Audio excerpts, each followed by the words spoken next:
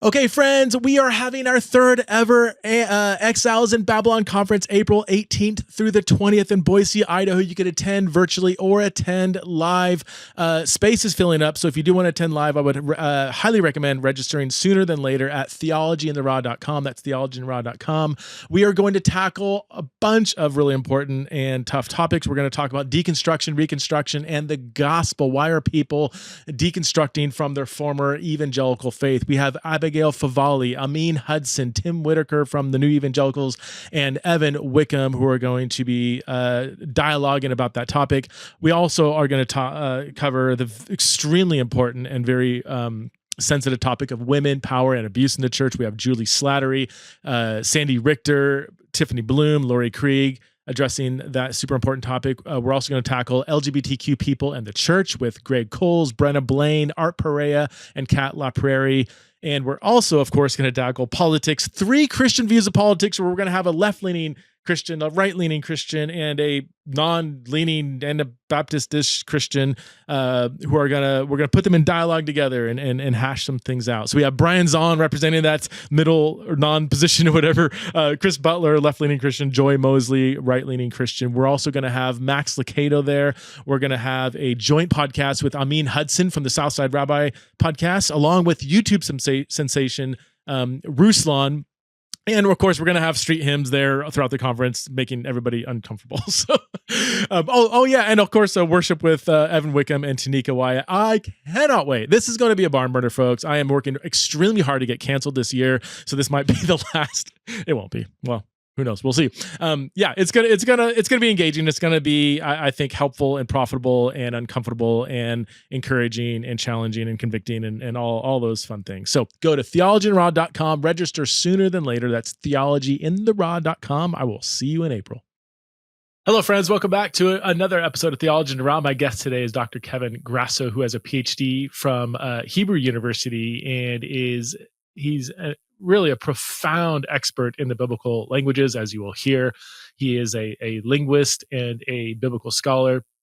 And I came across Kevin's work fairly recently as he was interacting with some blogs I was writing on the Greek word kephale.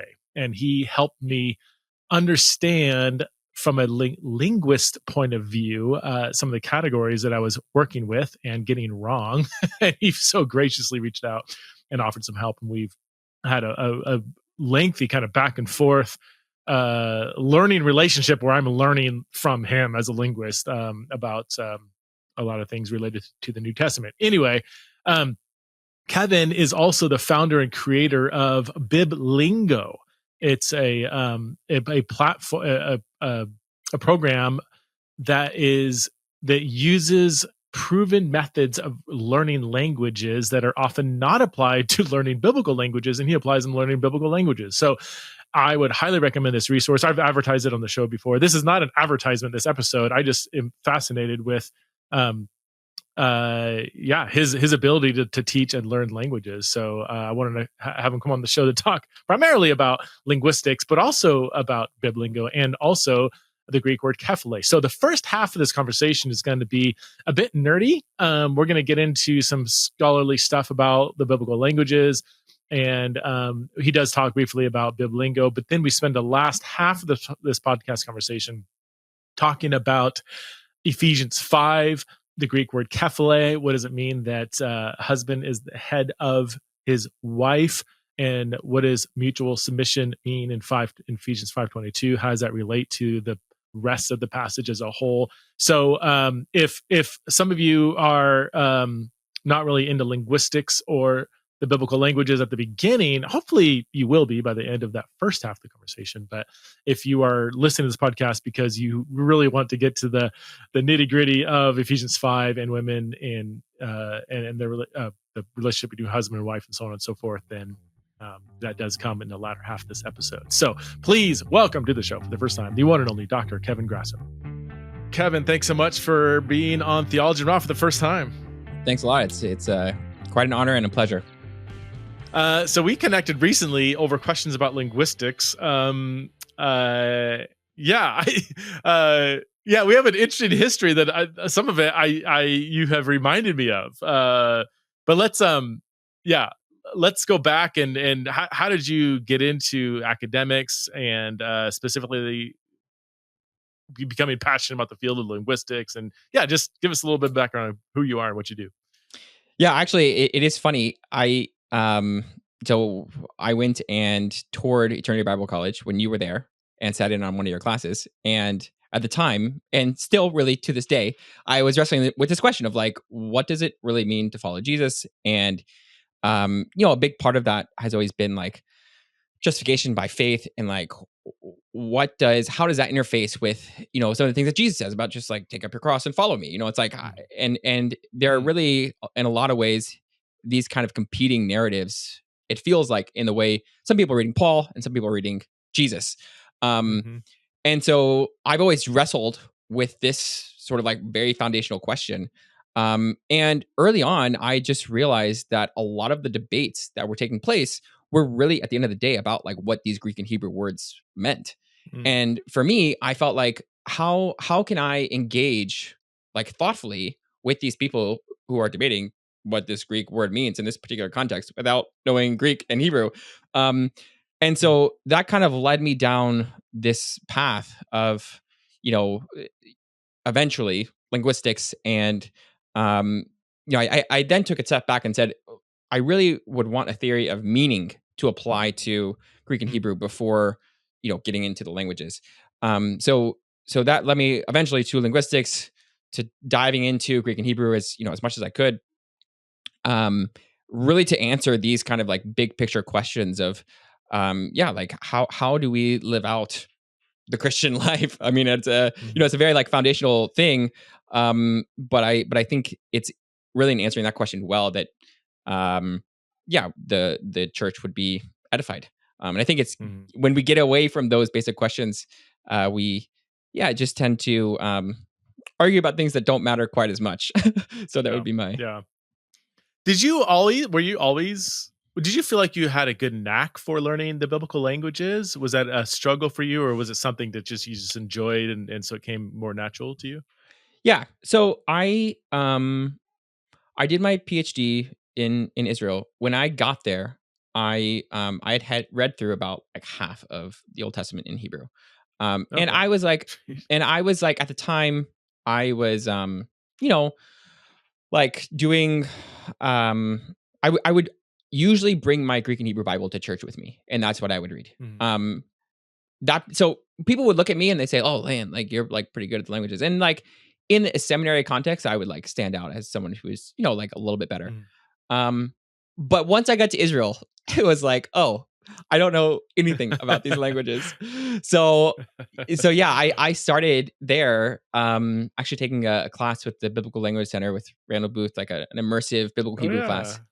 And then I He did does he teaches biblical Hebrew as like a living language, right? right, Where right. you So almost learn how to speak biblical Hebrew, which is right. that correct? Yep. So I did that for a month, Ah. and then I went to the Mhm. Police Institute, and Hmm. they do the same thing, but they do it for basically 2 years for Greek and Hebrew, for biblical Greek and biblical Hebrew. So I was in this immersive context where we would spend the entire class, in biblical Hebrew, talking in biblical Hebrew, reading the text in biblical Hebrew. Right? It was just all, and so you just realize very quickly, there's just a level of fluency in the language Mhm. that I had not attained. I hadn't even seen, Yeah. right? Yeah. And so that really was the foundation, of where I am today, of like how to read the text Mhm. like a real text, like a real language. Yeah. Did you spend more time in Greek or Hebrew or both? I So think Hebrew, right? Or I really, so definitely modern Hebrew. Like, I mean, I've spent the most time in modern Hebrew, because I, okay. had to take 6 levels at Hebrew University, and basically pass the Pator, which is like exemption from any more study, and my classes were in Hebrew and all that stuff. And so that I spent the most time there. And then at the Mhm. Police Institute, I probably did more Greek actually than Hebrew. Okay. So I like to say that I don't discriminate. Try to just do Yeah. do both as much as possible.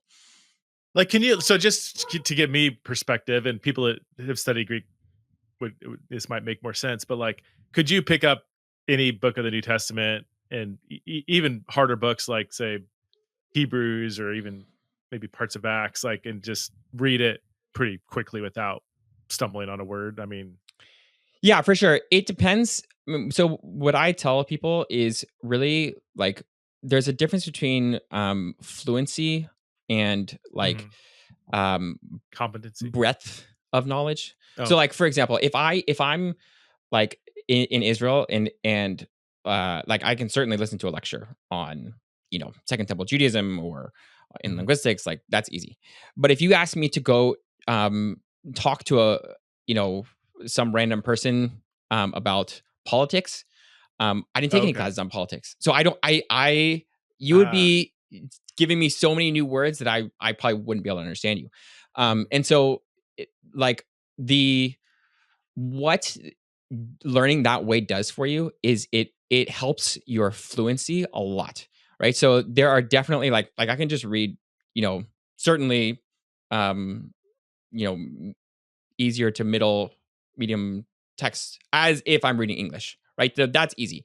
Um yeah, are there going to be words in Hebrews that I like don't remember? For sure, right? yeah, But but I because I can because I just have a broader vocabulary now, I can read through it pretty mhm, quickly and then say, okay, here's that one word I'm gonna plug in. So right. like, I was reading through the Septuagint last year, and I kind of got off track, but I ended up reading like 1,000 pages, right, of Greek. And so that like the way you can do Mm, that is if you have to get fast enough, right, of reading to just get through the right. material, and that's where I think most people just never get to that point. I remember, I think it was my first semester in my PhD program where there was a reading group that was reading through Philo. I'd never read through Philo, I don't think in English, let alone Greek at that time.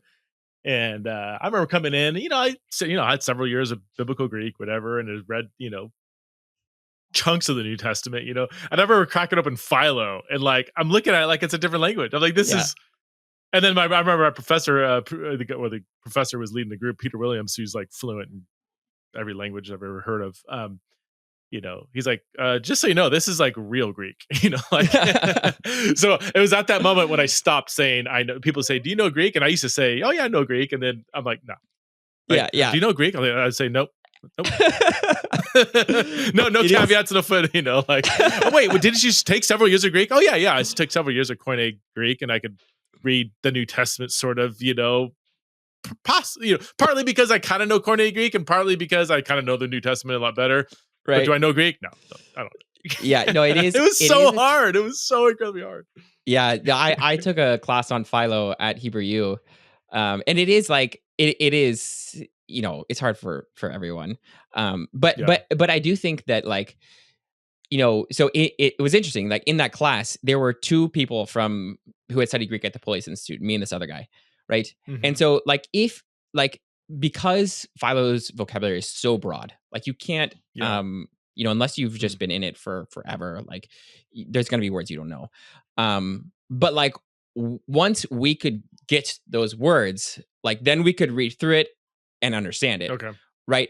Quickly. Right. And I think that's the sort of like at some point you're just plugging in new words. It's kind of like in English, right? Like I'm not trying to get fluent in English, but I can't because I already am. Mm. But I can't read like a medical textbook and understand Right. everything, right? What I need Huh. is the vocabulary, right? But then Mhm. because I'm fluent in the syntax and how English works, the grammar, I can just read through it once I have that vocabulary, right? So that's what, doing it this way will Yeah. get you. I had a practice, and we could move on from languages for most of my audience that might not know or care, but I would the best way I found with vocab was I'd take a stack of like, maybe 50 Greek word cards or whatever. Um and I'd ride the elliptical machine because it's you're not, it's you can kind of stay parallel, and I'd flip the cards, and anytime really knew a word right away, I would take it out of the stack so that I end up focusing on the words that I didn't know really well. So 50 cards, I'd read through it. I'd be down to like 35 cards, read through it, 25, read through it. And there would be still like 4 or 5 words that I would just flip over and over because I'd forget within seconds. I'd forget what they were.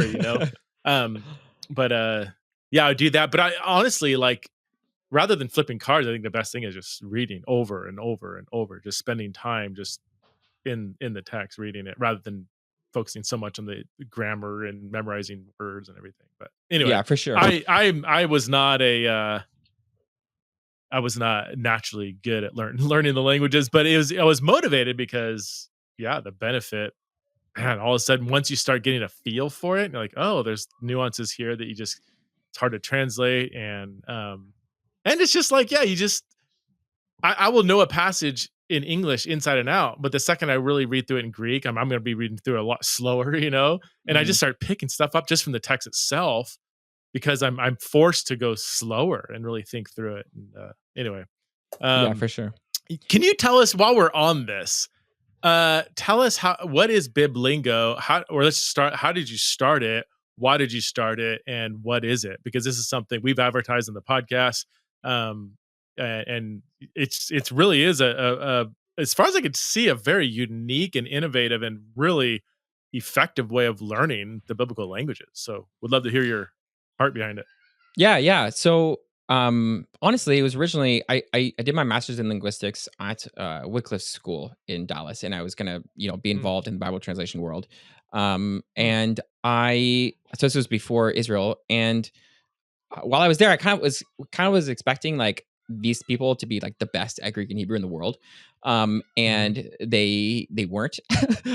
So I was kind of like puzzled by this. I was like, why are we like, why don't we have some sort of resource to teach people Greek and Hebrew like the way that these people are saying languages should be taught? And that was like the fundamental disconnect, where they were saying, hey, when you go to Papua New Guinea or whatever, and you are trying to learn a language, this is how you should learn a language, right? And so they were teaching these principles based on second language acquisition, this field of linguistics, that they were then not applying at all in the Greek and Hebrew classes.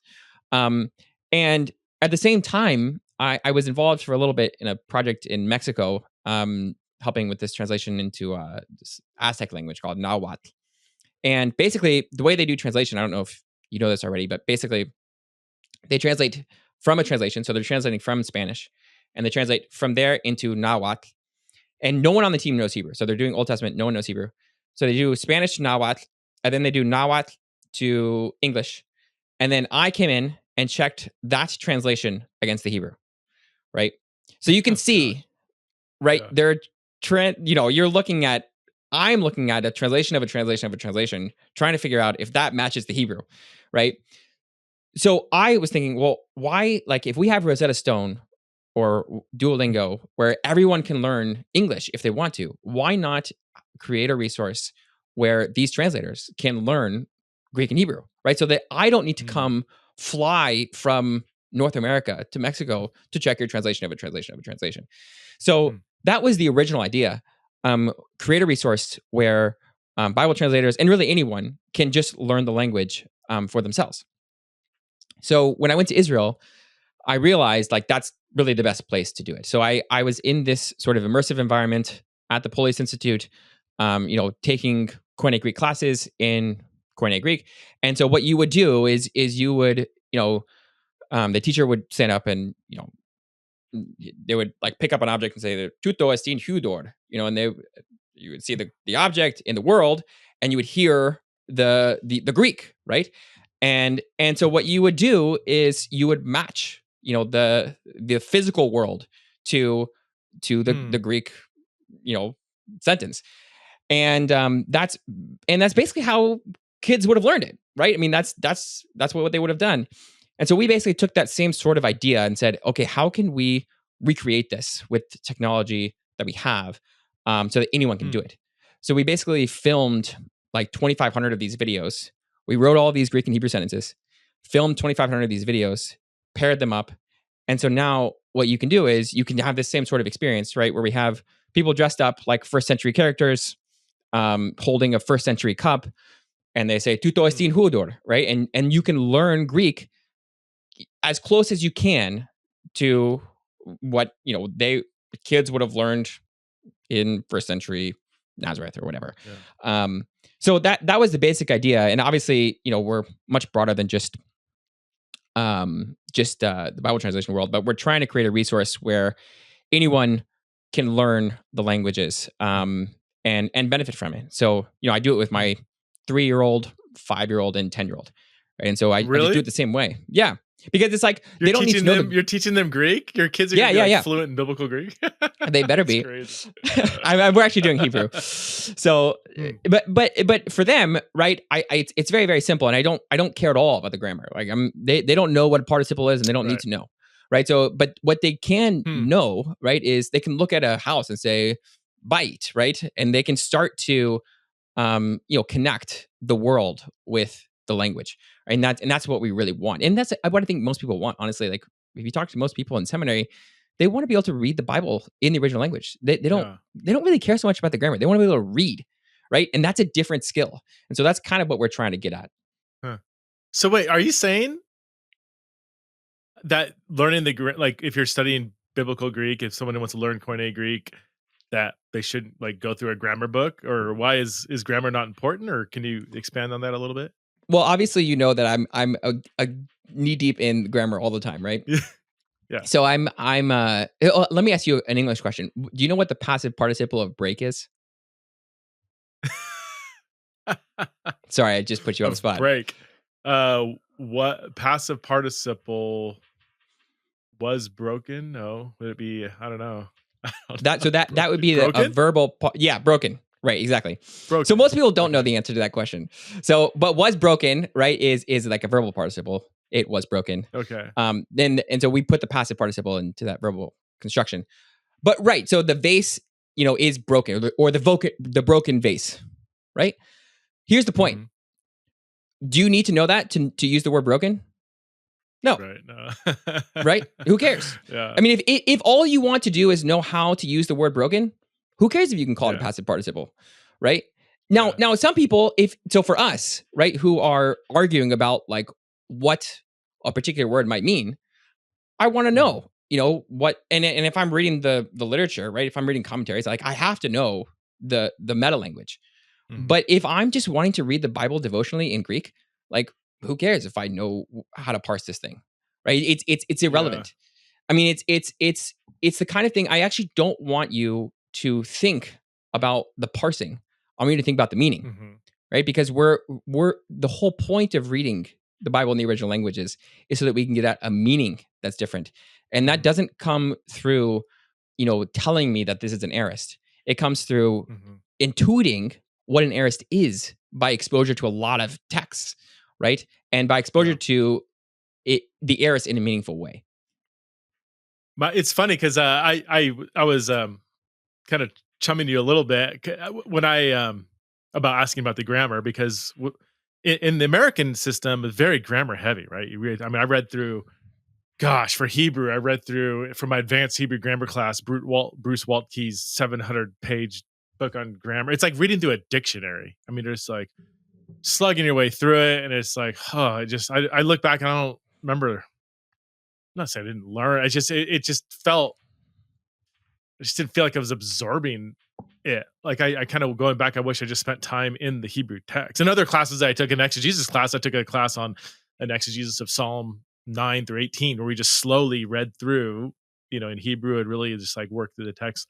Definitely felt like I learned Hebrew a lot better that way, actually spending time in the text. I remember, there's a point to this.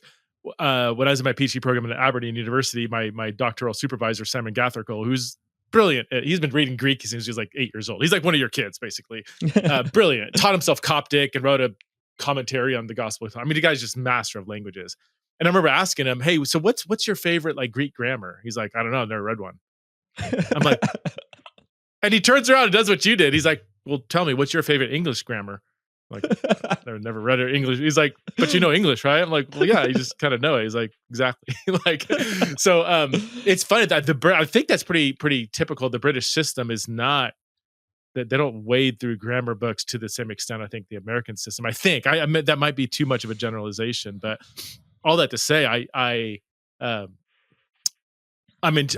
very much want to affirm kind of your method of learning and teaching the languages. I think that is the way to actually learn the language. Even now, bro, it's embarrassing. Like as I'm reading through Greek, like I'll in my mind interpret something as like a passive, but if someone were to ask me to conjugate, I was like, I don't know. It's just I see a theta there. It doesn't look like it belongs, and there's an eta too, and maybe it's a like I know. I just kind of feel the word more. And I remember confessing this sin to another friend of mine who knew Greek, and he was like, well, that's probably better than actually, like, that's a good place to be, where you just like, I don't know, it's just, this is how you should read it. Like, I can't tell you why. I can't conjugate this. And I felt almost embarrassed. Like I lost all my, morphology. And he's like, yeah, I think you're in a good spot. But anyway. Yeah. So how many people have gone through? Oh yeah, go ahead. Go ahead. Well, with Biblingo, how many people have gone through it? What kinds of people go through it? I've been promoting it as like, you don't need to be a pastor or teacher. I think anybody, if they have the time and money, I don't want to shame people for not knowing languages if they don't have the time or money or whatever. But like, I think anybody that wants a deeper understanding of the text, if they have the time, money, space in their life, whatever, should do this. And for Biblingo, it's only like 15 minutes a day or something like that. What kinds of people have gone through it? Do you have any testimonies of, wins, people that have learned a language really well? And yeah, for sure. We have a lot of testimonials. I mean, honestly, it's the gamut, right? I mean, we have scholars that use it. We have kids that use it. We have lay people. We have pastors, translators, you name it. We have about 1,000 active users now. Wow. And we're in, I don't know, something like 100 countries or something like that. Are you serious? Yeah. Wow. So we're basically like, and this is what we're trying to say is like, look, like there are going to be some people that are going to struggle with the grammar. Okay. And this is how people feel. They feel like, man, I'm not like, you said I'm not a language person, but like if you are put in the right environment, you will learn a language. You just have to be put in that environment. And that's the issue, is that the environment of talking about passive participles is not the environment where you learn a language. Now, that being said, we do that. There's space for that in Biblingo itself, and I'm writing a grammar on Greek and Hebrew, right? I mean, so I'm like, oh, you are. yeah. I'm writing introductory grammars on both of them. How dare you? To be paired with Biblingo, right? So I'm not opposed to grammar. I'm just right. my only point is that they're separate skills, right? And so you can can be good at one and not the other, and vice versa. And most people, so like I read linguistic stuff all the time, and like I have opinions about like what these Russian prefixes do, and like I don't know Russian at all, right? But I can see the data, and I can see like, okay, this is how they're distributed, and this seems to be what they're doing, and this is what linguists do, right? But I can't speak Russian, right? And I don't even know the letters. I mean, it's like so. But for most people, what they want to be able to do is read.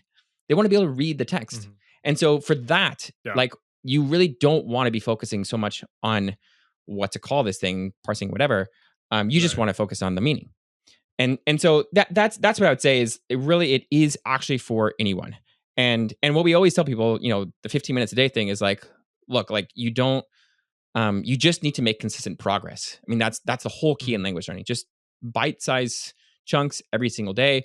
And you just keep going, and you don't put like in seminary, it's like, okay, I have this semester and I have to learn this many words in this semester. But the beauty of this and the beauty of really not having that is you can just take your time and learn a little bit each day and get better. And soon you will be reading the text. And that's what people tell us. It's like I took however many semesters of Greek in seminary. I wasn't reading, came to you guys. Now I'm reading. And that's what we want. Wow. We want people to be able to read.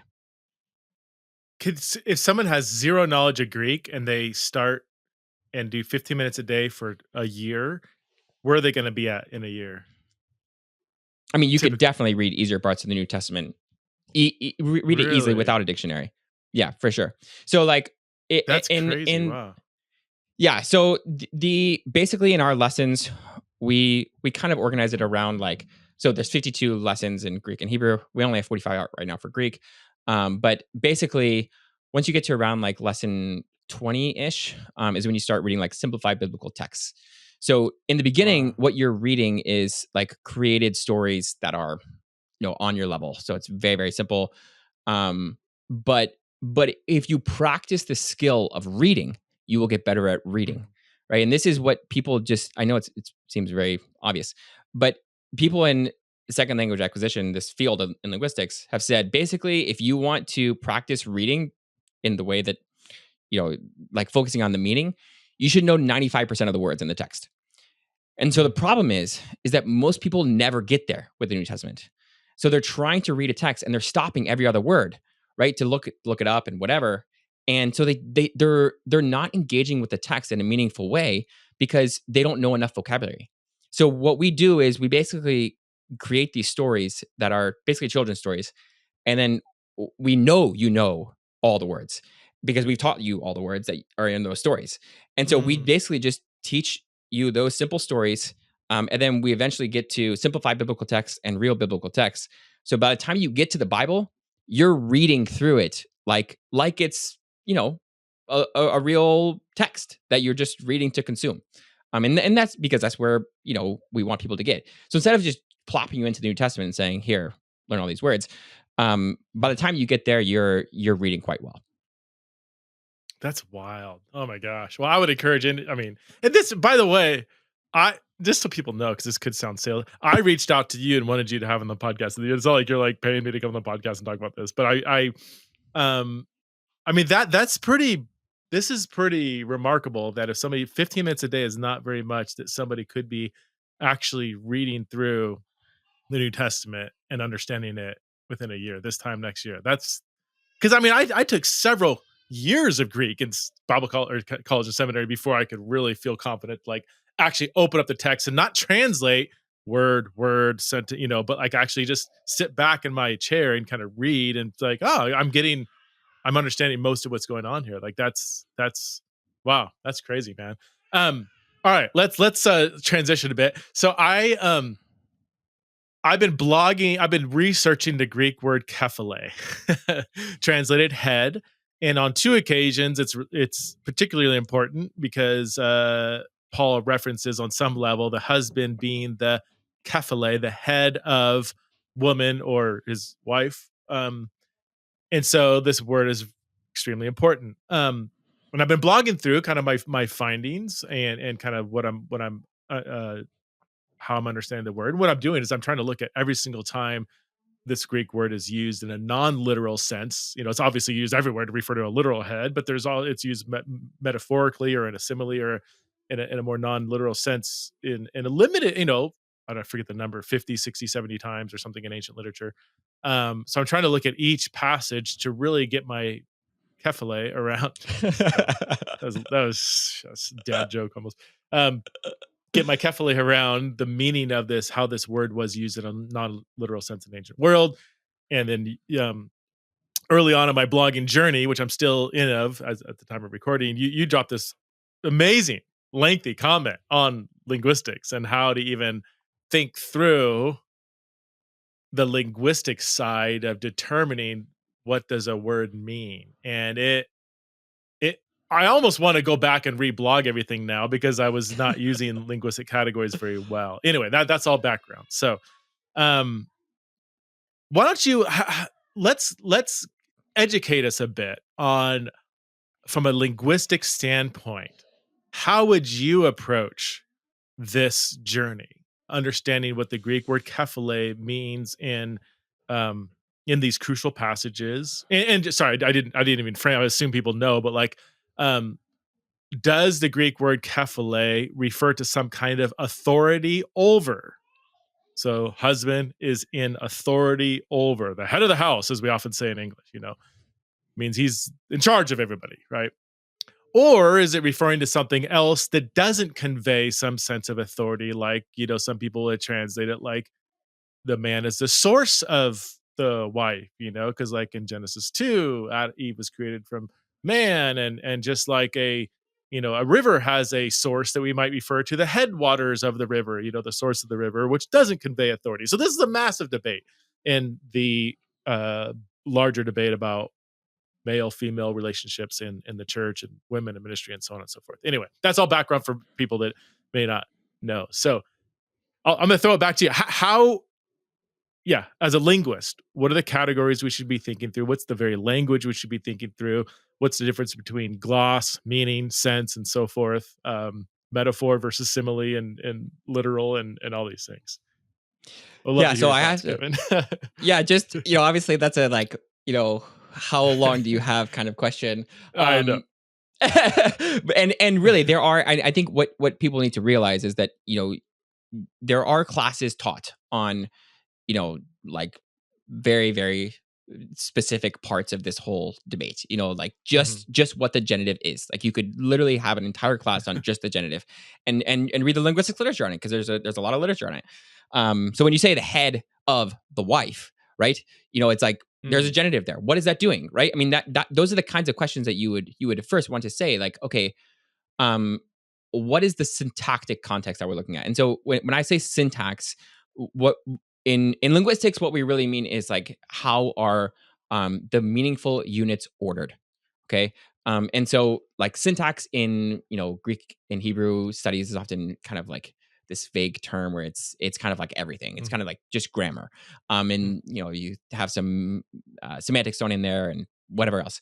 Um, but syntax really in linguistics is how do we order the actual morpheme. So a morpheme is just a meaningful unit in language. So cat is one morpheme, cats is two morphemes because it has the plural morpheme. Mm. So basically, we would look at syntax and how that's paired with semantics. So the semantics side is the meaning. So how what is actually being conveyed by this word. So what you would want to do, and I'll give you an example. I'm working on finishing up this article on echad. It's the Hebrew word for one. Okay, in the Shema. Mhm. There's a debate about Oh, yeah. how do we understand Adonai Eloheinu, Adonai Echad, right? Adonai Echad. What does that mean? It's usually translated the Lord is one. Okay, so Mhm. there's about 900 something occurrences of echad in Hebrew Bible. So I just make a spreadsheet and I go through every single one of them and I list. I say, Mm. okay, what is the meaning here, and what is the syntactic Mhm. context of that meaning, right? So what I want to see is there a way to link the syntax with the semantics? Because if I can do that, then I can begin to predict in a novel context what the meaning would be based on syntax, right? Because Mhm. at the end of the day, most of these debates wouldn't have happened, right? Because Mm. most likely this was read in Ephesus to native Greek speakers, and they would have just intuited the correct meaning, almost certainly, right? They wouldn't have been going Okay. through and asking each individual word, like, what did you mean by this, right? I mean, they might have, but Right. most likely, they probably just intuited the right meaning. But we don't have those intuitions anymore, right? This is the problem. Mhm. But their Yeah. intuitions, the question then is, how do we get at their intuitions? Like what is it about human language that makes us interpret, this particular word in one way in this context and another way in this other context? To wrap my head around something, right, is different than Mm. me tapping a head, right? And why do we just Mm. intuit that, right? So that's what we're trying to get at in linguistics, is to explain why do we have these two different interpretations and what leads to that, and then we can start to predict when we have one over Mhm. the other. Does that make sense? Is it a matter is it a matter of just looking at how this seems just like a traditional word study, but like just looking at how this word is used in many different ancient contexts as much as you have to get a feel for how the ancient person might intuit the meaning of the word, or is it more than that? Yeah, it's not less than that, but it is more than that. So what we Okay. really want is we do want a description of the syntactic context. So for example, I can tell you that uh, you know on the blog that I wrote, Andrew Bartlett, I think, responded, and he gave this example of, I was at a Spanish restaurant. I was eating at a Spanish restaurant, and I danced a flamingo, right? And he said that we would interpret danced a flamingo as danced a flamenco, which I didn't know what that was, but I assumed that it was a Spanish dance after he said that. So the and I'm probably saying it wrong now, but the reason why you would do that is because dance is a particular verb which requires a certain Mhm. kind of argument, right? And by argument, I mean the thing that goes with it, right? The thing that completes the thought of the verb. So usually like the direct object, but not always. So if I have a word dance a blank, right? What I expect is a kind of dance to be there, right? And so when I said wrap my head around or wrap my blank around, right? It's because of the word wrap that you are interpreting head in that way, right? So we want to be very specific about like what in the context is leading us to disambiguate the word in this way. Sometimes it could be a particular lexical item, right? Like wrap my, right? Or sometimes it's, a particular feature like definiteness, the genitive, right? Again, the genitive in this passage is very, very significant because if you're ahead, you're always ahead of something, right? You head of a body, right? It's at least implicit. And so the fact that here we have the head of, gynaikos, woman, right, or wife, tells us something about the Ephesians, meaning. You're thinking Ephesians 5 right now? Ephesians 5:23? Yes. But it's the same thing in 1 Corinthians 11. Okay. Oh, yeah. Yeah. They're both genitives. That's right. Okay. Yeah. Yep. And so we would want a theory of the genitive and how that interacts with these kinds of nouns, right? So kephale is a kind of like, you can put it into a noun class. It would be called a relational noun. It requires another thing that it's relating to. You're always ahead of something. And so we would want to see like, okay, how do these nouns behave with the genitive in general? Does that make sense? Keep going. Sorry. Yeah. So, I was looking at my text. Sorry, I wasn't. Yeah. No. I was trying to find Ephesians 5. Yeah. So basically, okay. What we would be trying to do is, figuring out like when we ask those kinds of questions, right?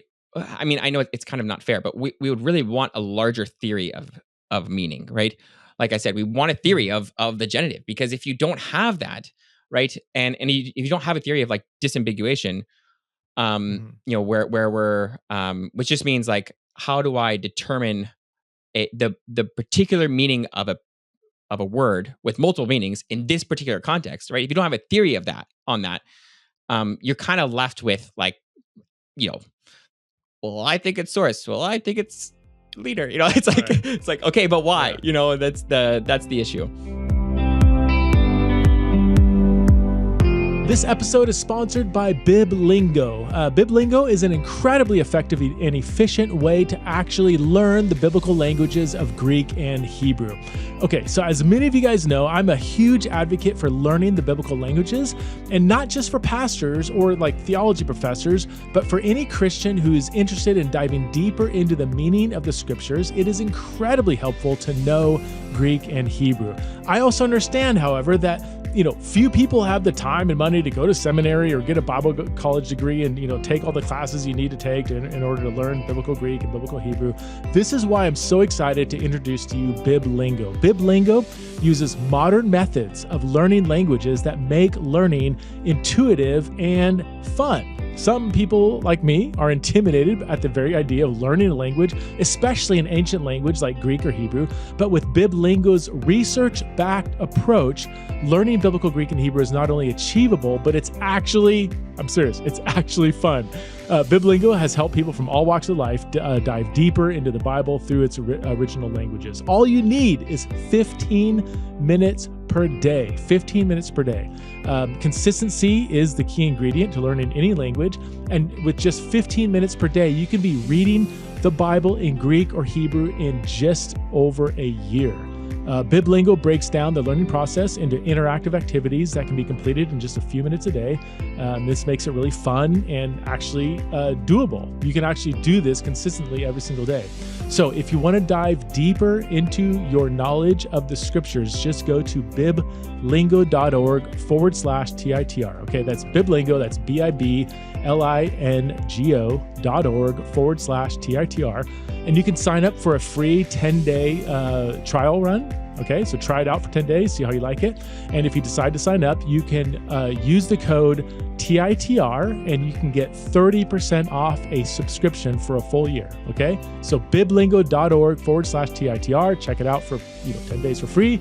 Then use the code TITR to get 30% off a full 1 year subscription. I really hope you guys check this out. When people talk linguistics, there's words and categories that I know are so foreign to people. So I do want to try to unpack things for myself and for my audience. If there's so I'm hearing you say that simply looking up like the lexical meaning of this word just as a word is just not, again, it's we need to do that. That's a good thing to do, but we can't just draw a straight line between here's the lexicon, bam, here's what this word means. Like there's a lot of other things going on. Are there other words that are setting up this word?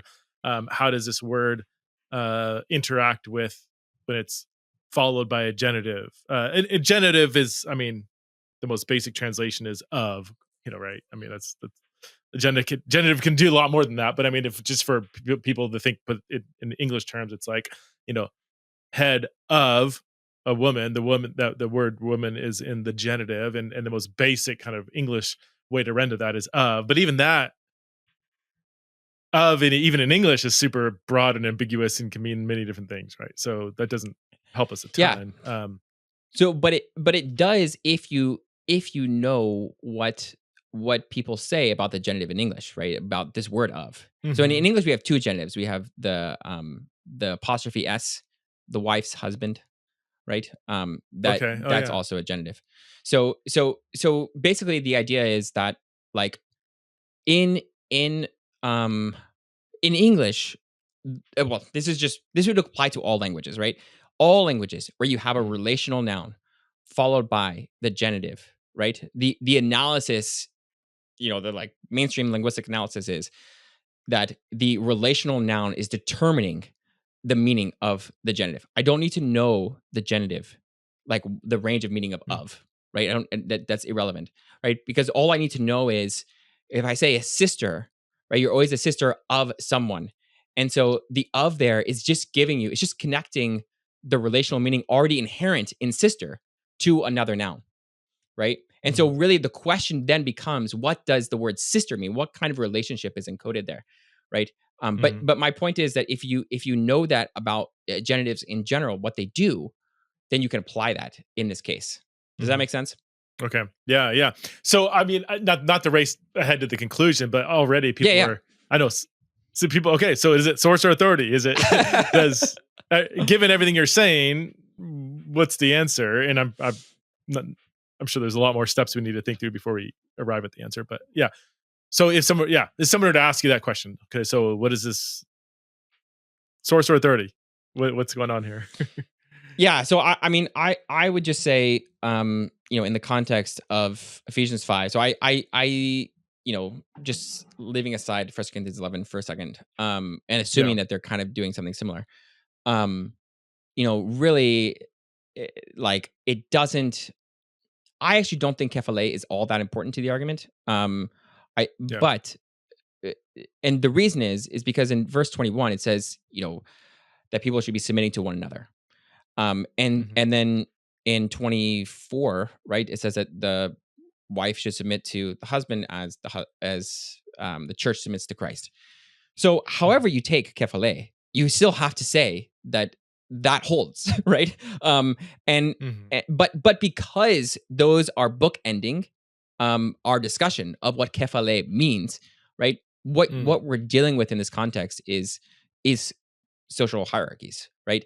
And even the idea of Christos is a king, right? And so he is the preeminent, social authority, right? And so the issue is that there's nothing in the context that suggests that we're talking about the source of anything, and there's all kinds of things in the context that suggest that we are talking about how people are related to one another, right? Like socially. And so like I just can't just do with it what you will kind of thing, but it's like I can't get around the fact that this is what we're talking about in this particular context. So would you say that the language of submission points us away from seeing kephale as simply meaning source without any sense of authority? Is that right, exactly. Is that largely Exactly. because of the language of submission that surrounds it? Okay. Right, exactly. So basically, I would say that 521 is the like paradigm through which you should read both the role of the husband and the role of the wife, right? So the husband should submit to the wife in the sense that he should die for her, right? I mean, that's 525 and on. And the wife Right. should submit to the husband in the sense that she as an authority, just as the church submits to their king, right? That would be how I would read that text.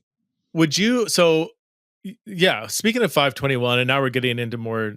I mean, can't separate linguistics from interpretation, but getting more into interpretation, exegesis, and theology. Even 521. Big debate about this language of submit to one another. This idea of mutual submission of 521. Does this mean that the rest of the husband-wife relationship is an example of mutual submission? Wife submitting to husband, which is explicitly stated, and also implied husband at times, whatever, submitting to his wife. Or so that would be almost every egalitarian, right, is going to draw attention to that. The wife submitting to the husband is just one example of mutual submission, but it's implied that the husband also submits to the wife. So there is no one directional submissive relationship. It is mutual. It is bidirectional. Or at least some complementarian, not every, some complementarians might even agree with that to some extent, but others would say no. Yes, there is mutual submission is a general characteristic of the church as a whole. I mean, that's exactly what 521 says. But that doesn't necessarily exclude the fact that within a general paradigm of mutual submission, there are some relationships that are one directional. Clearly, the parent-child, which comes right after this, is a one directional.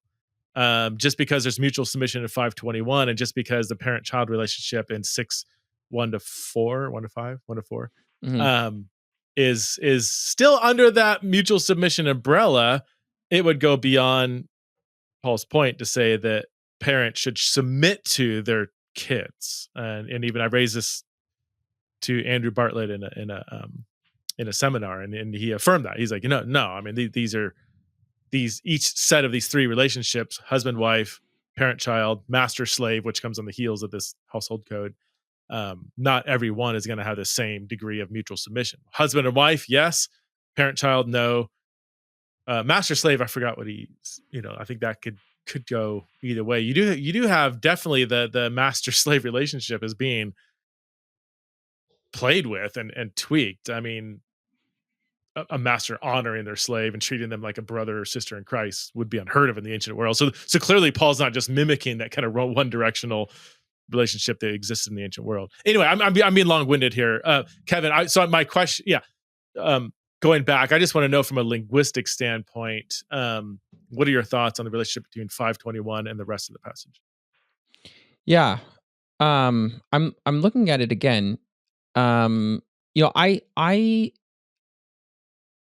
don't know. I don't know if I wouldn't just say it applies to the rest of the passage, including the kids and the masters and slaves. I think the big question is, in what sense are you submitting? Right? Like that's to me, the question is like submitting in this word in Greek, right, is very broad. So like I think the problem is that we don't allow for we just think of in at least in this debate, and you know way more about it than I do, but it seems like people are drawing this dichotomy between submitting as authority, right, and every other kind of submission. And I would just say like, well, is the husband submitting to the wife when they are laying down their life for the wife? Yes. Is the father submitting to the children when he is not provoking them to anger? I mean, so what he's doing is, in each of these cases, he's taking both roles actually, and saying, hey, this is how you should behave to the other person, which is and this is the Christ-like way that you should be doing it, right? And so I think I would tend to read 521 as the paradigm, right? How do you live out the really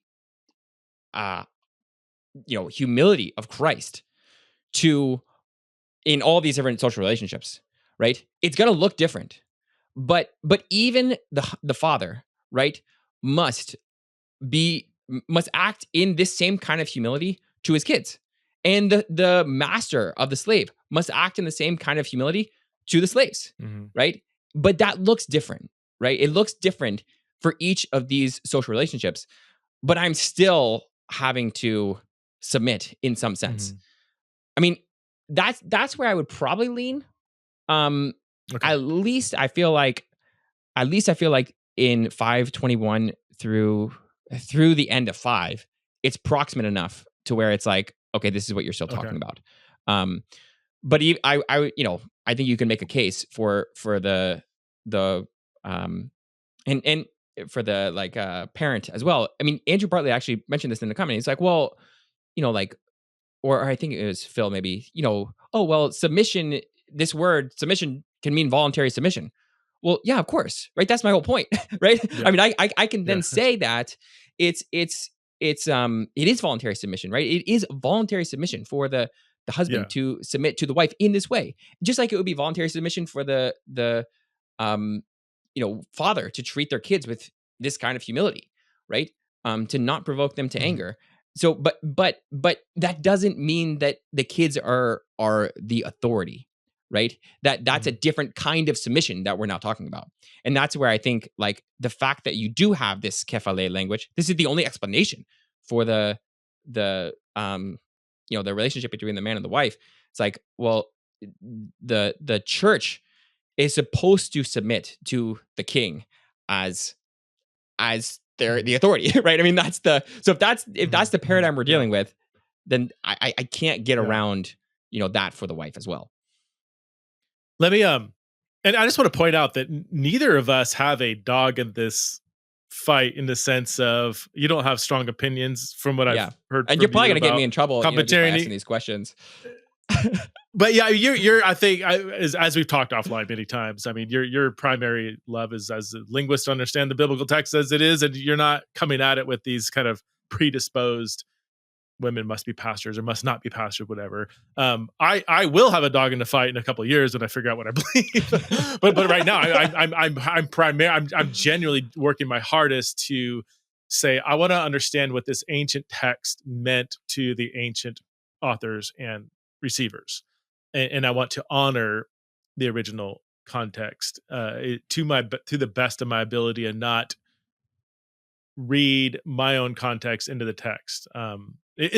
Again, we all do that imperfectly, but we're both working hard not to do that. Anyway, that's just in case people always want to know, like, where's this person coming from? What's their angle? What they, here's where I'm currently at on this. I haven't, there's two aspects of the egalitarian arguments that I haven't been impressed with. Number one, interpreting kephale as source in such a way that conveys no sense of authority. Just on and I know people are screaming at me right now, and I know certain names who are really bad.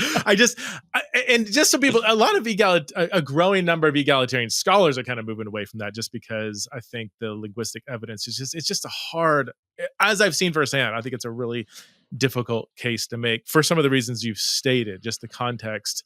What does that contribute to the argument for Paul to say that the husband was the source of the wife? And people sometimes use Paul's unique reference to Jesus as savior to justify that. Or you could go, the best argument for source here is, I think, if you go back to Ephesians 4:15 and 16, there is a use of kephale that I think rendering it on some level source might be legit there. So that would be a broader contextual reason for saying source. But then you go back to chapter 1, and you have a clear reference of kephale as conveying some sense of authority. Christ is head over the church, head over the powers and authorities. I forget the exact. Anyway, where am I going? Oh, so the two arguments. The most, yeah. So number one, the most natural, again, if you approach this text as an atheist or pretend like you're reading something out of the Quran, like how a religious text that you're not invested in, the rendering kephale conveying some sense of authority in Ephesians 5:23, to me, it just makes the most linguistic sense. That's where I'm now. I'm gonna turn the corner really quickly here and leave something on the shelf. I actually think that everything I just said contributes to a more egalitarian understanding of the passage interpretively. Okay, I want to say that publicly. I'm not going to justify that here, but just so people know, I actually don't think that interpreting kephale conveying authority necessarily leads to a traditional complementary reading of the passage. I might come back to that at a later day. Okay, so kephale conveying some sense of authority. When some egalitarian scholars say 5:21 mutual submission, therefore the rest of the passage is mutual submission. I'm not quite convinced of that argument yet. Here's what I would say though. Can we say that Paul redefines the authority of the husband in such a way that without actually saying, husbands submit to your wives, it is almost like it is a relationship of functional. I don't want to say submission because that is a unique word, like a functional mutuality that screams equality, where the wife is specifically submitting to her husband. And then because the husband is the authority, look what Jesus, the ultimate authority, did. He gave up his life for the wife. I don't need to describe that relationship as one of submission to say that it's one of mutuality and equality. That's why my last 10-minute rant. That's my last sentence is what I would love for you to comment on. Is that yeah.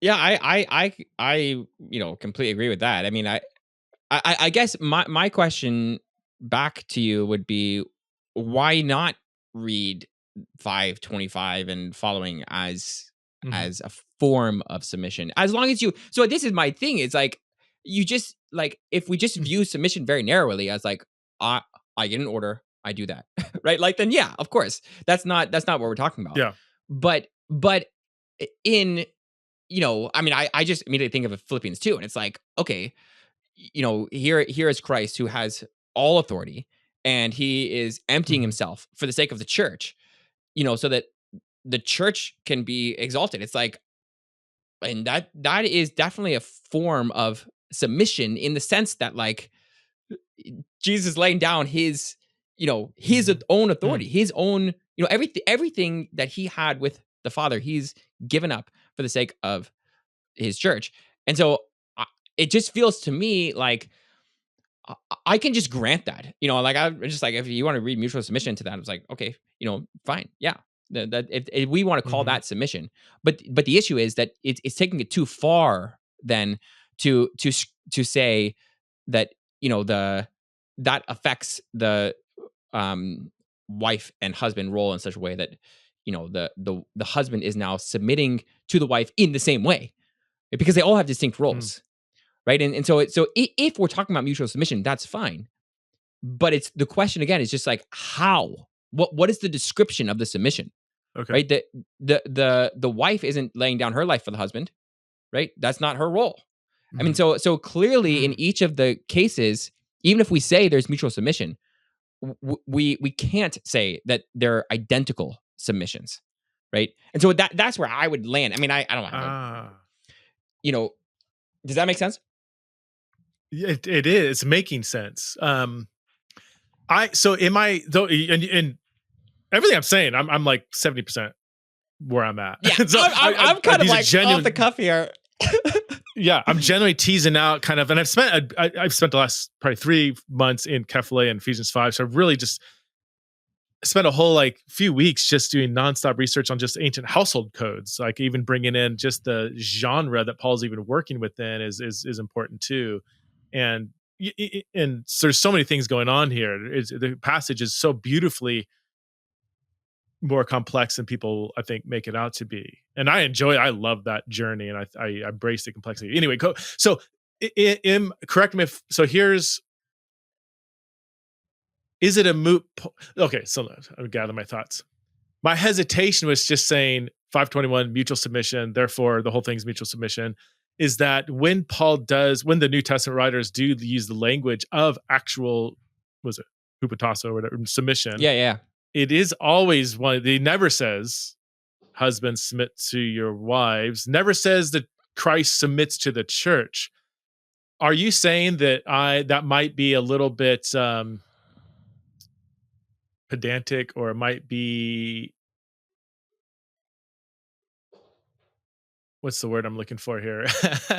Are you saying that's not that important, that the actual word isn't used in a bi-directional sense when the behavior is described in a way that could be categorized broadly as a conceptual submission? Is that? I'm so nervous talking about linguistic terms around here because I feel like I'm not using words correctly. But it doesn't matter. Does that make sense? I mean, am I getting too hung up on the specific word submission not being bi-directional? When clearly, I'm hearing you say if somebody is giving up of not just of their money, time, resources, but their very life on behalf of somebody else, that is in the purview of what we would describe as a submissive posture. Yeah, so that's basically my point. I mean, but that being said, okay, so like in Philippians 2, right? When it says that, but he emptied himself and taking on the form of a servant, of a slave, right? There is no this is a description of what Jesus has done for the church, and there is no hupotassitai here describing Jesus. Now, does that mean that there's no submission? Like, I don't know. I mean, slaves, I mean, they're taking on the form of a slave. I mean, it's like, again, a servant is so weak, but slave, to them it was slave. So I guess my point would be, I don't have a super strong opinion on, like, I just read mutual submission and I say, okay, like I can totally see that. I can understand how the husband should submit to the husband. Dying for the wife can be called submission, right? And so if I read 521 in a broad sense, so submitting to one another in the fear of Christ, meaning everyone does it to everyone. And then the rest of the passage is working out how each individual person is doing that with all their different social relationships. I'm fine with that. It's like, what, like I mean, of course, right? If you want to limit the submission to like 5:21 to 24, where that word is found, fine. Like I think it's really beyond the point. I mean, I think this is to your point about like this kind of being a weak argument. Who cares, right? like either way. Like who cares what English word we? Yeah. Right. Either way, we have a description. We have a description of what the husband is supposed to do and what the wife is supposed to do. Right. And if we want to call that submission, that's fine. But in the description of the wife, right, it uses this word and it's submit to the husband as the church submits to the Christ, the King. So it's the question is how does that work out? And then for the husband, it's like, okay, you're supposed to love as the king has loved, right? He took on the form of a slave for his bride.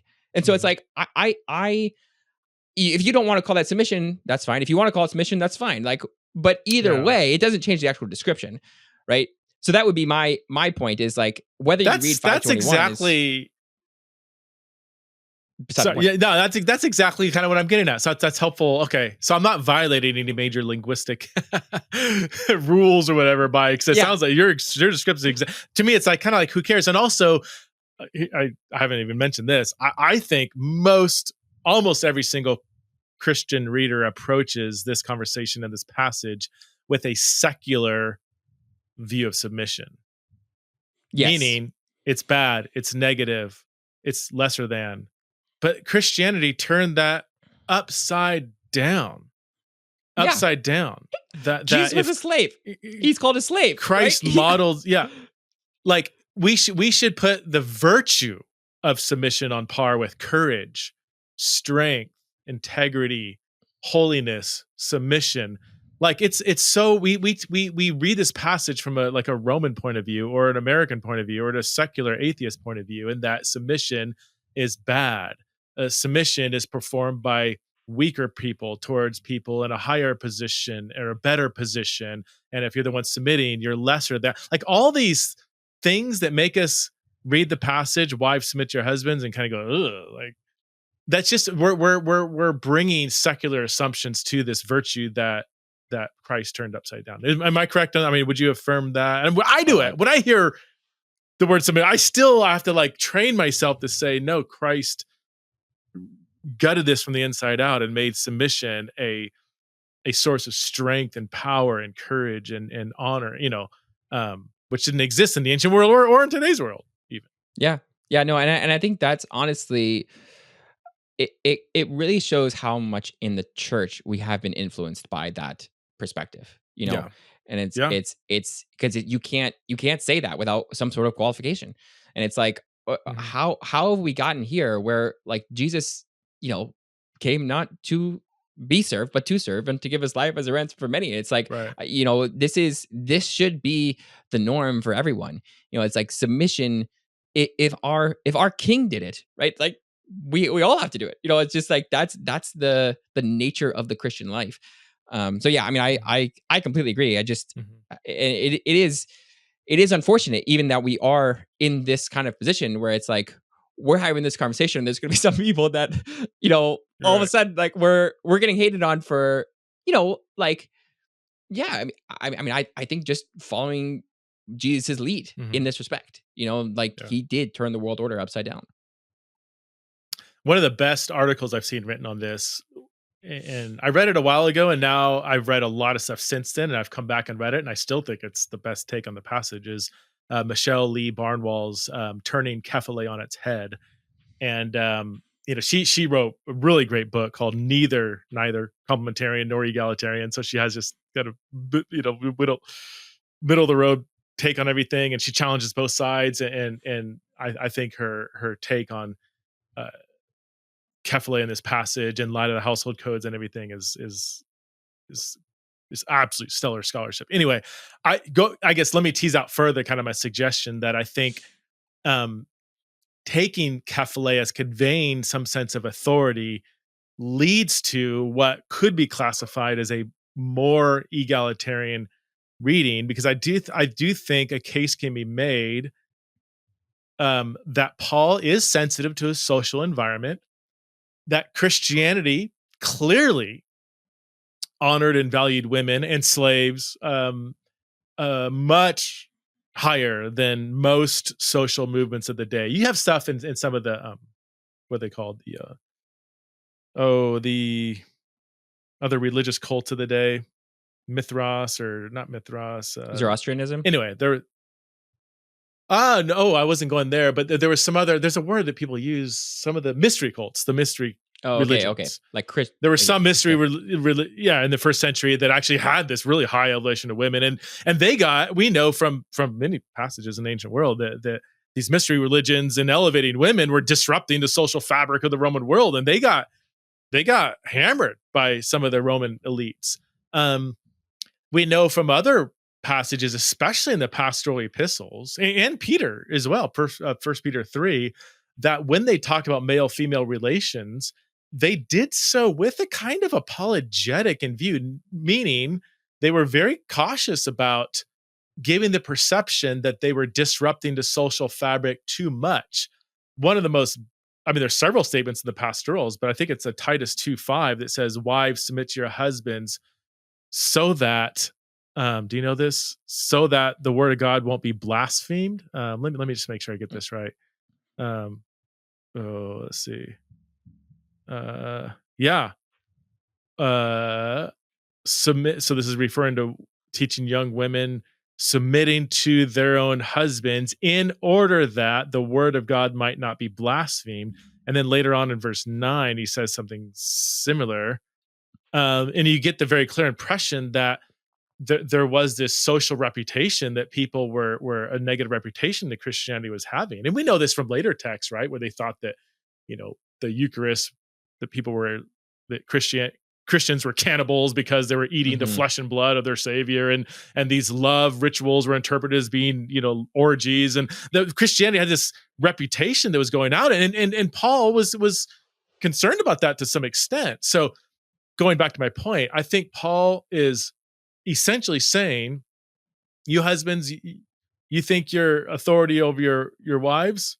Yeah, you're authority over, yeah, you're the head. Yeah, you're the head of the household. Yep, you're the head. Head means authority. Are you the authority? Yep. Just like Christ was authority over the church. And guess what? Let me explain to you what Christian authority looks like. So he affirms their social authoritative position, and then, as Barnwell, I believe, argues, turns it right on its head to say, because you're not an authority, you're a source, and that doesn't mean authority. It's because you're an authority, therefore, grab a washcloth and wash your wife's feet. Lay down your life for your wife, because in the Christian household, authority is turned upside down. Yeah, that's great. What do you think? Yeah, I mean, I don't know if you've read much in rabbinic literature as well about what Not they say much. about women. It's none of it is Oh good. yeah, it's yeah. I mean, or Josephus and Philo. Yeah. Yeah, but what's interesting about the rabbinic literature is that the rabbis, the predecessors of the rabbis, are the Pharisees, and if Paul is an ex-Pharisee, right? I mean, this is the world he's living in. Where you can divorce your wife for any reason, like if she walks outside of Cooking her a house bad with her meal. head uncovered, you can just divorce her, right? And so for Paul to be, an ex-Pharisee, and obviously, like, there's all kinds of issues with rabbinic literature and how early is it and which passage and whatever. But the point is that here we have really the exact opposite, right? Kind of statements about how husbands should treat their wives, right? And that's the again, going back to your point of it was turning the world upside down, but also Paul's world, right? And when Paul gives this command, I mean, I think certainly all the Greco-Roman stuff is in the background, but also his Jewish background is, he's coming from a place where women were not valued like this, right? You wouldn't. I mean, you can't find that in rabbinic literature. It doesn't exist. And so for Paul to be saying this, he is saying, like, this is a totally new world we're living in. It's all about loving, like our King showed us how to love, and that's a new thing. And now, even though everything in the culture, and even his religious, culture, which the Jews kept the oracles of God. They're like the people. They're not. He doesn't call them pagan sinners, right? Like he calls the Gentiles. But he recognizes that this is different now. This is a new way to relate to the family, that even within Judaism just wasn't seen before Christ. Here's going. Yeah, that's absolutely, yeah. And I mean, Josephus and especially Philo. Philo stands kind of. He's got one foot in the Greco-Roman and one foot in the Jewish world, and when it comes to the household codes, as I've recently seen, this is where the Greco-Roman world, and there's diversity there. I don't want to just say it's all one thing, but in general, the Greco-Roman world and the Jewish world was in very much agreement when it came to the man being the head of the house, and man, so yeah, it's both a Greco-Roman and Jewish thing. And going back to my point, though, I think if we translate kephale as source, not only is I think that's linguistically less likely, but it actually makes Paul's rhetorical argument lose its teeth. Right. It undermines, I think, this is how you be the authority. yes, it undermines the rhetorical power of the reversal that's going on in that passage. And I do, so going back to why I think Paul, or the New Testament as a whole, only uses submission linguistically one directionally, meaning the word submission is only used, wives submit to your husbands, not vice versa, is because in the household codes, again, as I've recently seen, this was a deep concern from Aristotle onward that the wife was submissive to her husband. Only it was like, husbands, make sure you subjugate. It was more in the active sense, subjugate your wives.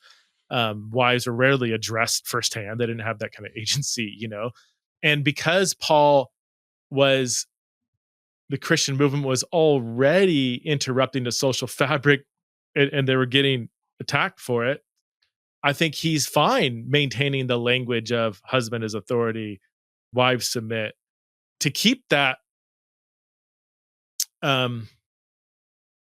posture to where it didn't invite more critique than necessary. So he is able to maintain the veneer of the Greco-Roman expectation that man was an authority, all this stuff, and he uses the language.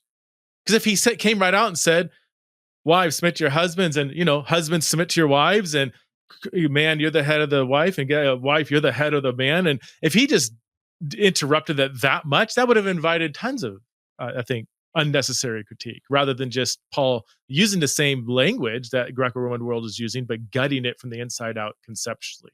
That's my theory. I'm 71% sure of that right now. It does actually, having bathed in these Greco-Roman household code, I'm like, oh, Paul's very aware of this genre. I mean, he is it's eerie how close he is to Aristotle and some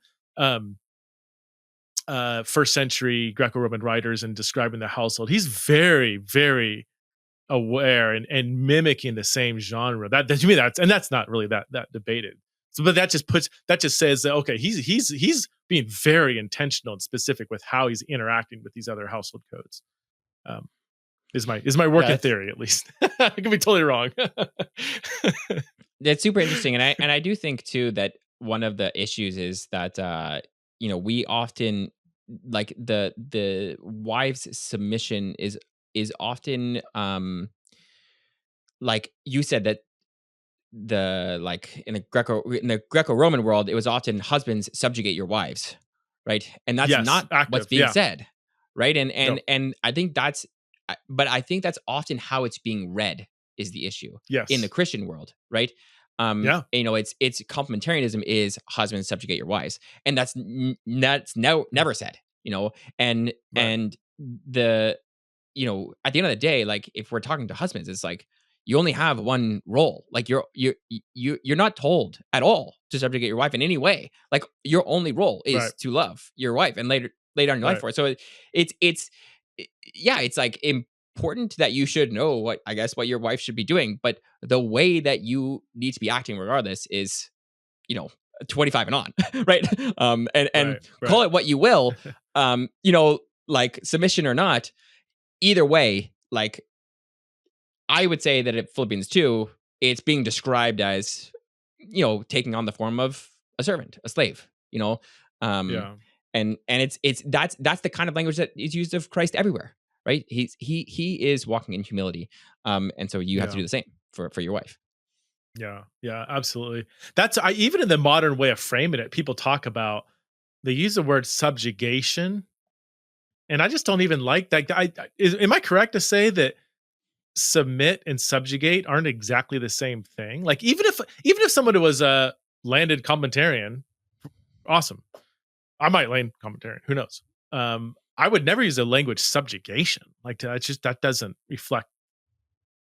I think that's an important distinction. Am I correct? Yeah, for sure. I would agree with you. But this is not, now we're talking about English, so not my area of expertise. Yeah. Well, I got to run, man. This is so helpful, and thanks for helping me work out my thoughts in real time. Where can people find Biblingo and your work? We didn't get to Pistis Christou. I didn't Yeah, that's a Greek phrase. But yeah, where can people find your work, and where can people find Biblingo? Yeah, biblingo.org. In terms of the stuff that I've done, I'd probably be best to go to my academia page. I'm usually pretty up to date on there. Okay.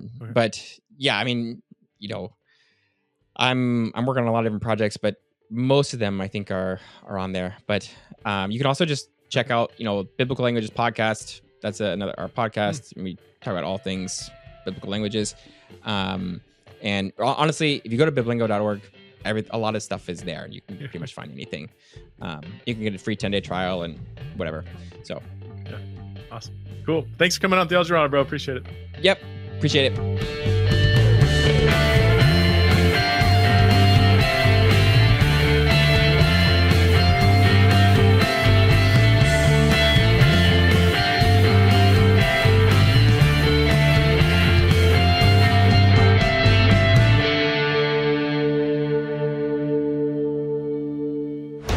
This show is part of the Converge Podcast Network.